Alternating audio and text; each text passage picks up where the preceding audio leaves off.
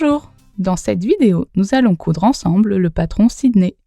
Il s'agit d'un modèle de barboteuse mixte disponible du 1 au 24 mois. La coupe est ample et confortable. Les cuisses sont élastiquées et l'entrejambe s'ouvre entièrement pour faciliter l'habillage et le change. On a dessiné une patte de boutonnage partielle sur le devant qui donne du caractère à la barboteuse. À cela s'ajoutent différentes options pour obtenir des barboteuses très différentes. Elle peut être sans manches ou avec des manches longues élastiquées au poignet. On peut également choisir d'élastiquer partiellement la taille pour donner un look différent. Et enfin, on peut ajouter une grande collerette. Le niveau de couture est intermédiaire à avancé. Le patron n'est pas forcément accessible pour des débutants car il comporte plusieurs points techniques. La patte de boutonnage partiel, les finitions avec les bandes de propreté et le montage des cuisses élastiquées et du gousset. Ce sont des points qui demandent une certaine précision. Toutefois, c'est un patron qui se coupe plutôt rapidement et qui ne requiert pas de matériel ou technique spécifique. Une surjeteuse peut être utile, mais n'est pas indispensable, et la barboteuse peut se coudre entièrement à la machine à coudre familiale. Le choix du tissu joue aussi dans le niveau de difficulté. Nous allons voir ça tout de suite.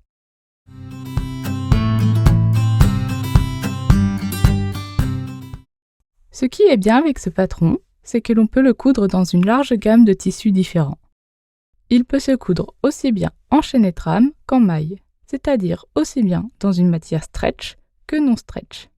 Chaîne et trame désignent tous les tissus qui ont été tissés et donc généralement non stretch.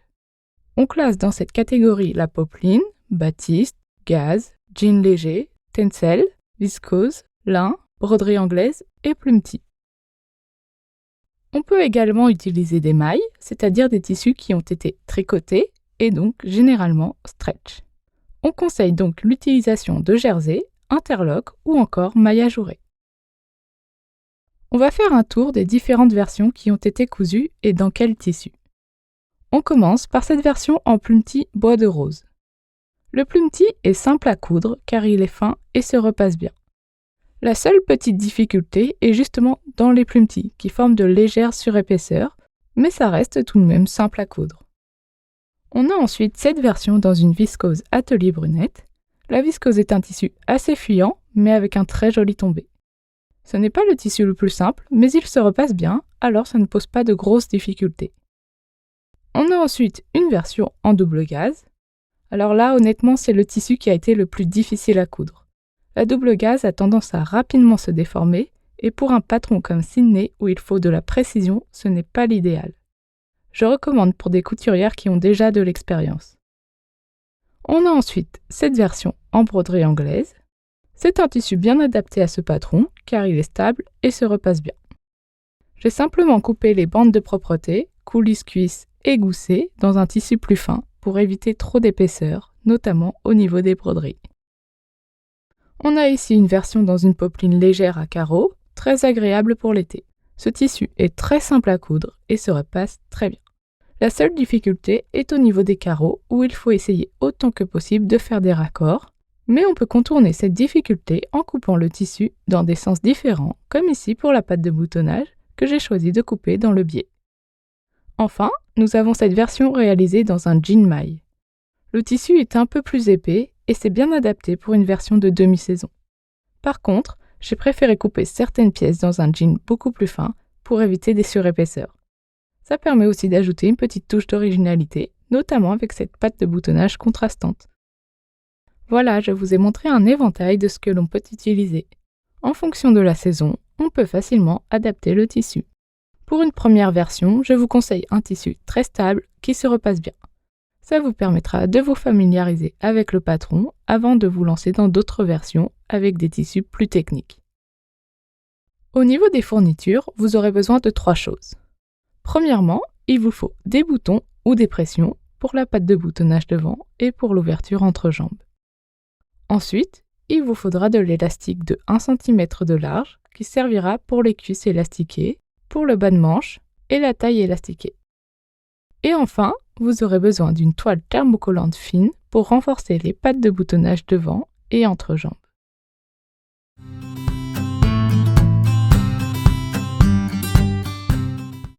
Il y a différents points à aborder avant de couper le tissu.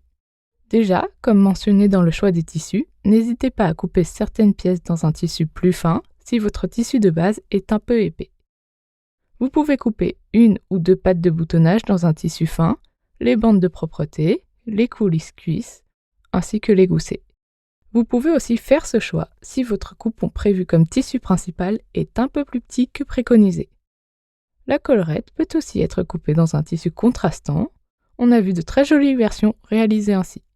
Enfin, n'hésitez pas à jouer sur le sens de coupe de certaines pièces, notamment si vous avez des rayures ou des carreaux. Vous pouvez ainsi créer des jeux graphiques intéressants. Concernant les bandes de propreté, il est impératif de les couper dans le biais pour un tissu en chaîne et trame. Le biais permet d'apporter la souplesse nécessaire à la bande pour bien se placer dans les arrondis. Si vous utilisez une maille, alors ces bandes de propreté sont à couper dans le droit fil, car le tissu est déjà suffisamment élastique. Lorsque vous allez coudre ces bandes en maille, il faut très légèrement les étirer pour être sûr que ça ne gondole pas et que le tissu soit bien plaqué. Ça reste assez léger, on ne tire pas autant que pour poser une bande d'encolure pour un t-shirt par exemple. Si vous pouvez, faites quelques essais sur des chutes avant de vous lancer dans la couture de la barboteuse. Il est également possible d'utiliser la technique de la pose de biais si vous préférez, ou si vous n'avez pas assez de tissu pour couper les bandes de propreté dedans.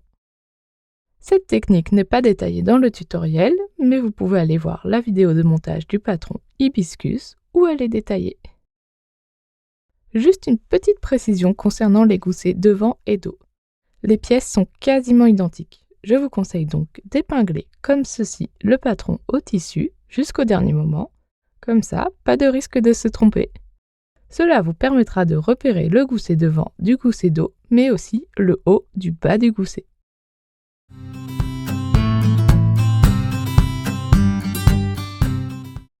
On va commencer par l'entoilage. Il faut entoiler les goussets devant et dos en évitant les marges de couture, c'est-à-dire ces 3 côtés, puis on surfile le haut des goussets. On vient ensuite entoiler le bas de la fente avec un rectangle d'environ 3,5 x 2,5 cm. Enfin, il nous reste à entoiler les 2 pattes de boutonnage. On coupe donc 2 bandes de 2 cm de large pour entoiler un côté de chaque patte. Le plus simple à faire est de repasser votre patte en deux dans la hauteur pour marquer le centre, et donc de coller votre bande de 2 cm le long de la ligne centrale.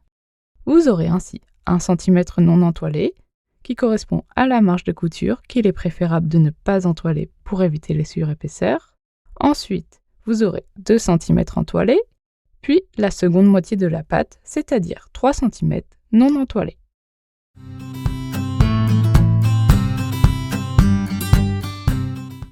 La patte de boutonnage partiel est le point le plus technique de ce patron.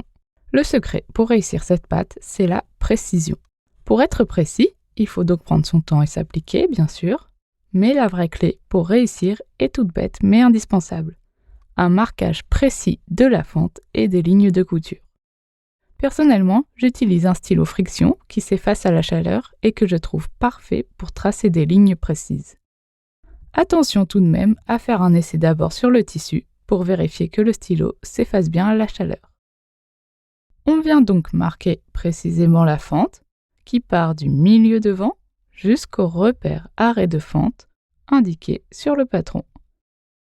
Si vous avez utilisé un tissu à motif, assurez-vous d'avoir bien coupé votre devant parallèle au motif, sinon vous aurez une fente qui semble de travers. On vient ensuite préparer les pattes en repassant les marges, ce qui nous aidera pour la suite. On vient donc repasser chaque patte en deux dans sa longueur. Puis, il faut également repasser un rentré de 1 cm du côté de la patte entoilée. Il correspondra au rentré sur l'envers du vêtement. On commence le montage de la patte. On place endroit contre endroit une patte le long de la ligne de fente et on épingle. On la laisse dépasser de quelques millimètres en haut. Il faut ensuite tracer une ligne à 1 cm de la fente sur la pâte. Puis, il faut tracer la continuité du repère d'arrêt de fente jusqu'à ce qu'il croise notre ligne. On a ainsi marqué notre ligne de couture et c'est vraiment indispensable pour être précis et avoir une jolie pâte. On va donc venir piquer sur notre ligne de couture de l'arrêt de fente jusqu'en haut du devant. Personnellement, je préfère épingler puis piquer une patte puis répéter pour la deuxième, plutôt que d'épingler les deux pattes en même temps, je trouve ça plus précis. Et je préfère également commencer la piqûre à partir du repère d'arrêt de fente, car, encore une fois, je trouve ça plus précis. Voilà, on a piqué les deux pattes. On va maintenant couper la fente. On écarte les marges de couture des deux pattes. Pour ne pas couper dedans, il faut couper le devant seulement. On coupe le long de la ligne de fente en s'arrêtant environ 1 cm avant la fin de la fente pour venir couper en biseau. On coupe exactement jusqu'au dernier point de piqûre des pattes, mais attention, sans couper la piqûre. Une fois la fente coupée, on va replier les pattes et les passer sur l'envers du vêtement. On reforme donc les pliures que l'on avait précédemment repassées. La patte vient englober le devant, comme ceci. On passe les pattes sur l'envers, ainsi que le petit triangle du devant. C'est ici qu'il faut choisir si on fait une patte garçon ou fille. Ici, j'ai choisi une patte fille. Pour une patte garçon, on inverse. C'est la patte de gauche au porté qui vient par-dessus la patte de droite. On repasse bien. C'est important car cela va permettre de tout bien mettre à plat. Voilà une fois repassé. On va maintenant venir replier le devant de façon à pouvoir accéder au bas de la patte sur l'envers. On a donc les deux pattes et le triangle du devant. On pique ensemble le plus proche possible du bas de la fente. Voilà une fois piqué. J'ai également surfilé le bas des pattes ensemble en recoupant le tout à environ 1,5 cm du bas de la fente. Il ne reste plus qu'à bien repasser. On place endroit contre endroit le devant et le dos et on épingle. On pique à 7 mm les épaules, puis on surjette ou surfile les lisières ensemble.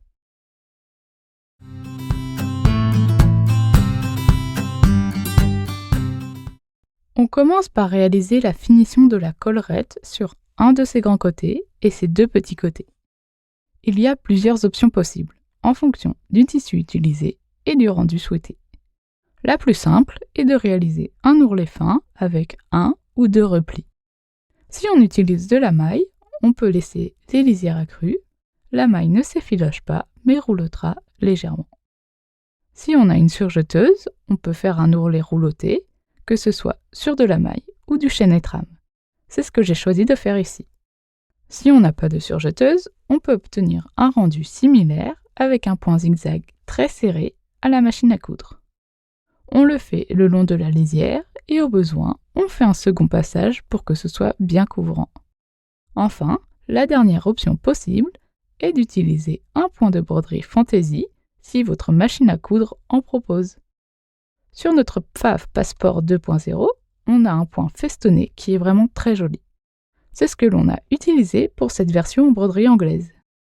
Si vous avez de la maille ou un tissu fin, vous pouvez glisser du papier de soie entre les griffes d'entraînement de la machine et le tissu.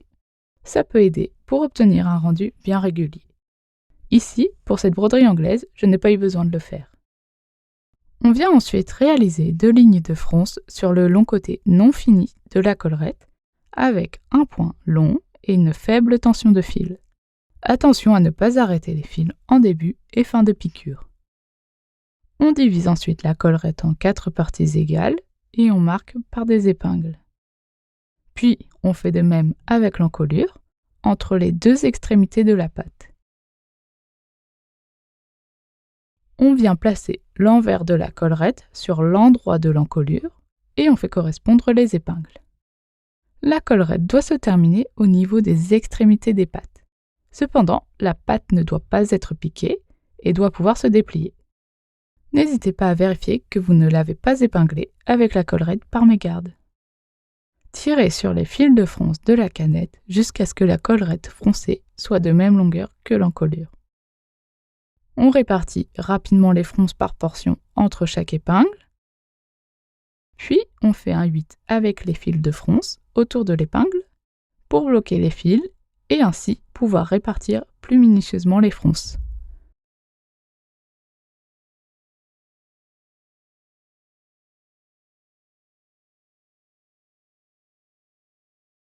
On pique dans la marge de couture pour tenir la collerette en place.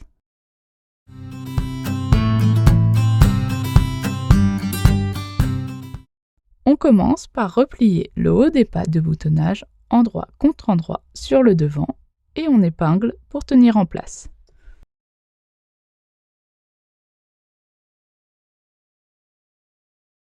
On passe ensuite à la bande de propreté encolure.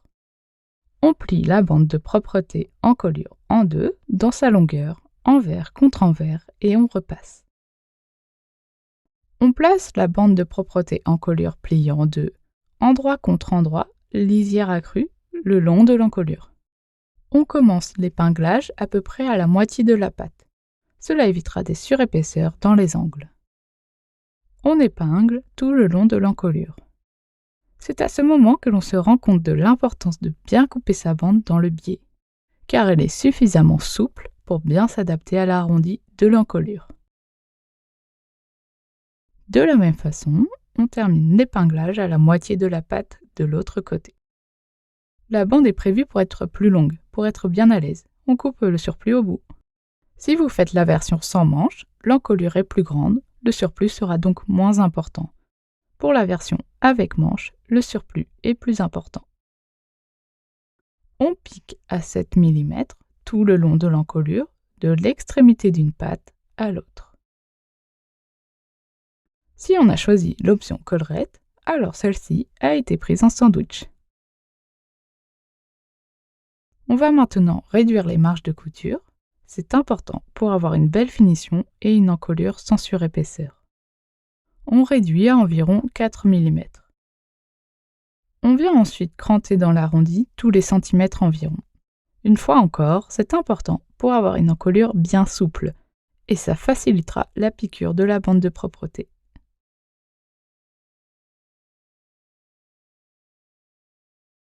On finit par dégarnir les angles au niveau des pattes. On retourne les pattes sur leur endroit et on prend soin de bien retourner les angles. On retourne ensuite la bande de propreté sur l'envers du vêtement. On épingle la bande à l'intérieur du vêtement.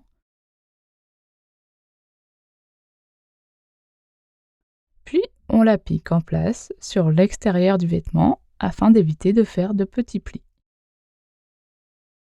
Si on a choisi l'option collerette, attention à ne pas la prendre dans la couture.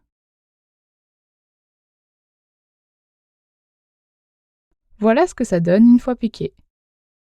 La finition au niveau des pattes est impeccable et la bande de propreté a un joli rendu très fin.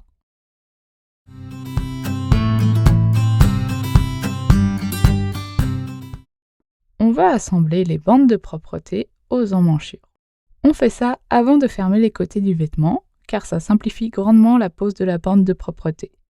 Pour les couturières expérimentées, l'idéal est de poser cette bande après la fermeture des côtés. Mais gérer le raccord de la bande plus l'arrondi prononcé des emmanchures n'est pas simple. Personnellement, j'ai fait toutes mes versions en cousant d'abord la bande de propreté et le rendu reste tout de même très propre. Il faut simplement faire attention à bien aligner les lisières d'emmanchure au moment de la fermeture des côtés. On commence donc par plier les bandes de propreté emmanchure en deux dans leur longueur, envers contre envers, et on repasse. On place les bandes de propreté pliées en deux, endroit contre endroit, le long des emmanchures et on épingle. Si on a choisi l'option collerette, on fait attention à ne pas prendre celle-ci dans l'épinglage de l'emmanchure. Cette fois encore, les bandes sont prévues un peu plus longues que l'emmanchure pour être à l'aise.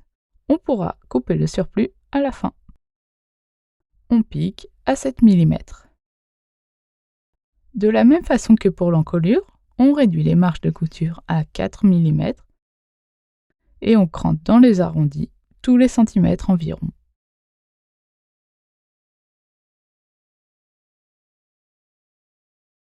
On épingle les bandes de propreté à l'intérieur du vêtement et on les pique en place sur l'extérieur du vêtement afin d'éviter de faire de petits plis. On va maintenant fermer les côtés du vêtement. On place endroit contre endroit le devant et dos et on épingle. Comme dit précédemment, on prend soin de bien aligner les lisières d'emmanchure. On pique à 7 mm les côtés, puis on surfile ou surjette les lisières ensemble.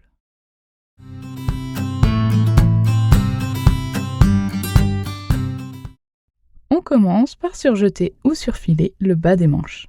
On repasse un premier rentré de 7 mm, puis un second de 1,5 cm sur l'envers de la manche.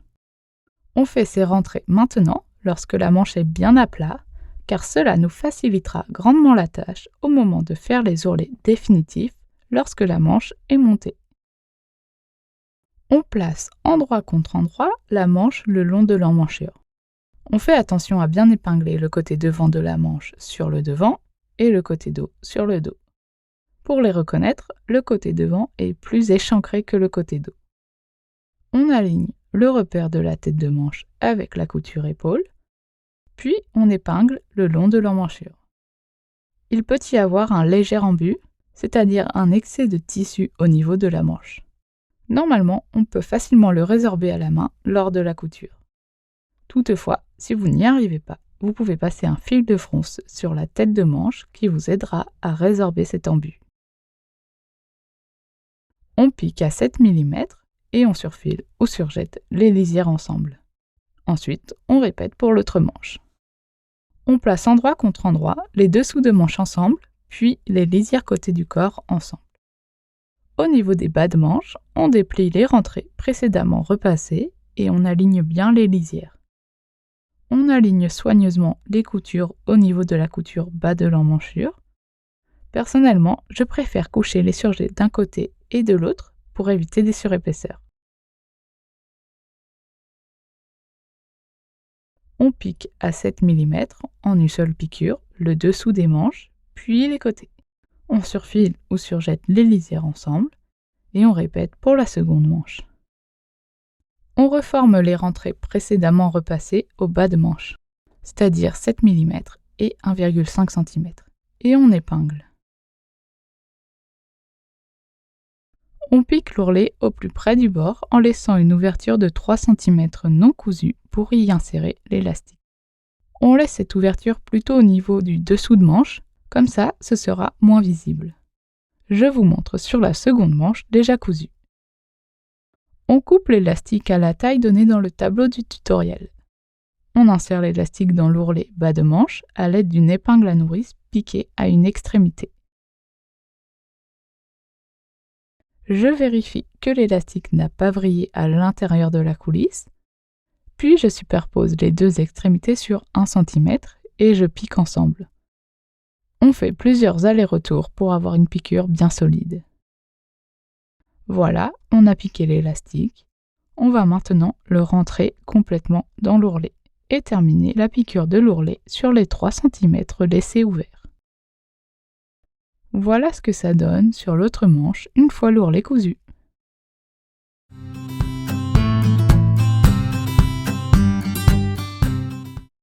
On passe maintenant au montage des cuisses élastiquées et des goussets. C'est un montage un peu différent de ce que l'on a l'habitude, mais il n'est pas plus difficile tout en ayant de belles finitions. En plus de cette façon, le gousset lui-même n'est pas élastique, ce qui simplifie la pose des boutons et la fermeture de l'entrejambe. On commence donc par repasser un rentré de 7 mm sur un long côté de chacune des coulisses. On place endroit contre endroit le gousset devant sur le devant et le gousset dos sur le dos. Les lisières surfilées des goussets sont vers le haut. On les épingle, mais pour l'instant on ne les pique pas, ce sera fait plus tard. On place par-dessus endroit contre endroit une coulisse à chaque tour de cuisse en alignant les lisières des tours de cuisse et la lisière non repliée de chaque coulisse. La pièce coulisse est prévue pour être un peu plus longue. On peut laisser dépasser pour l'instant pour être à l'aise.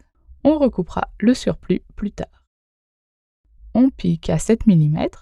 Les côtés des goussets sont donc piqués en même temps, mais pas la lisière entre jambes qui sera piquée plus tard. On vient maintenant sous-piquer les marges de couture des tours de cuisse aux coulisses, c'est-à-dire rabattre les coulisses sur l'endroit, coucher les marges de couture sous les coulisses et surpiquer les coulisses à 3 mm à travers les épaisseurs. Je vous montre sur la seconde coulisse déjà sous-piquée. Cela va lui permettre de bien rester sur l'envers du vêtement. On retourne les coulisses sur l'envers du vêtement. On reforme le rentré de 7 mm et on épingle tout le long. On pique tout le long des tours de cuisse. Il faut arrêter la piqûre juste avant les goussets dos et devant. Les goussets ne sont donc pas pris dans la piqûre et les coulisses ne sont donc pas piquées jusqu'au bout. Et voilà une fois cousu. On coupe 2 morceaux d'élastique d'environ 50 cm. Cela permet d'être plus à l'aise pour le montage en ayant une grande longueur d'élastique. Si vous voulez consommer moins d'élastique, je vous conseille de ne pas couper dans votre longueur d'élastique et de le garder tel quel. Normalement, il doit mesurer environ 1 mètre selon ce qui est préconisé dans le tableau du tutoriel. On va donc monter un élastique après l'autre, au lieu des 2 en même temps, et ça nous permettra ainsi de consommer moins d'élastique. C'est ce que je vais faire ici. On commence donc par marquer sur l'élastique la longueur préconisée dans le tableau du tutoriel. On insère l'élastique dans la coulisse à l'aide d'une épingle à nourrice en partant du gousset devant et en sortant au gousset dos. On pique l'extrémité de l'élastique perpendiculairement à la coulisse juste avant le gousset dos. Dans le tutoriel, c'est indiqué juste avant le gousset devant, mais ici, j'ai inversé pour pouvoir utiliser la technique qui permet de consommer moins d'élastique. Mais dans le principe, ça ne change rien à la piqûre qui doit se faire de la même façon, que ce soit sur le devant ou le dos. Voilà une fois piqué. On tire sur l'autre extrémité de l'élastique jusqu'à apercevoir le repère précédemment marqué et on épingle. On s'assure que l'élastique est bien à plat dans la coulisse et qu'il n'a pas vrillé, puis on le pique perpendiculairement à la coulisse juste avant le gousset devant. On coupe ensuite le surplus d'élastique. Et on recommence pour l'autre côté. On pique les entrejambes devant et dos à 7 mm. Il y a donc 3 épaisseurs, le devant ou le dos, le gousset qui est endroit contre endroit, et les coulisses qui sont piquées sur l'envers du vêtement. Je vous montre sur le gousset dos que j'ai déjà cousu. On dégarnit les angles et on retourne les goussets sur l'envers du vêtement. La cuisse est donc bien élastiquée, mais pas au niveau du gousset qui, lui, reste bien à plat.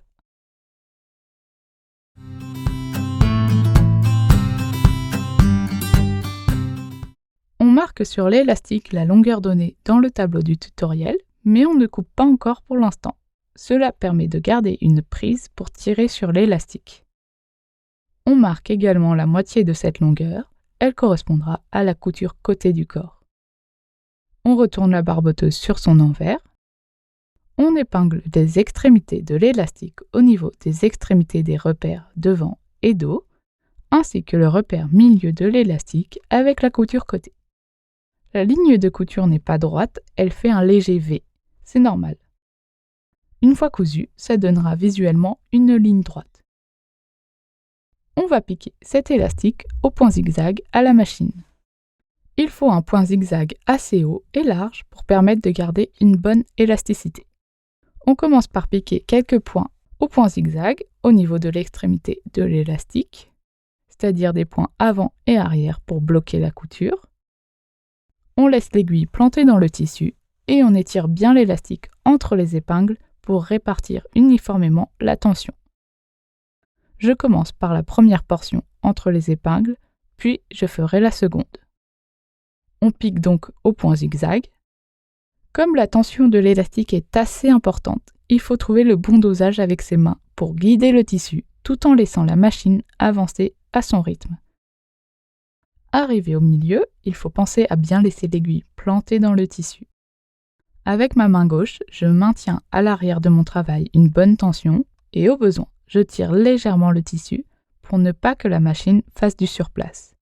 Avec ma main droite, je maintiens la tension de l'élastique entre chaque épingle. Une fois arrivé à la fin, je fais également des points avant et arrière pour bloquer la couture. Je peux maintenant couper l'élastique au niveau du repère et répéter pour l'autre côté. Sur certains tissus, les points avant et arrière en début et fin de piqûre sont très visibles. Et par exemple, sur cette double gaze, je trouvais ça assez disgracieux. Je vous montre sur un échantillon comment faire pour ne pas faire ces points avant et arrière. J'ai donc piqué mon élastique sans faire de point d'arrêt en début et fin de piqûre. Je fais passer le fil qui était sur l'endroit du vêtement sur l'envers. Puis je noue les fils ensemble. Je vais ensuite rentrer les fils entre l'élastique et le tissu. Puis je ferai de même de l'autre côté. Le résultat est joli, mais un peu moins résistant.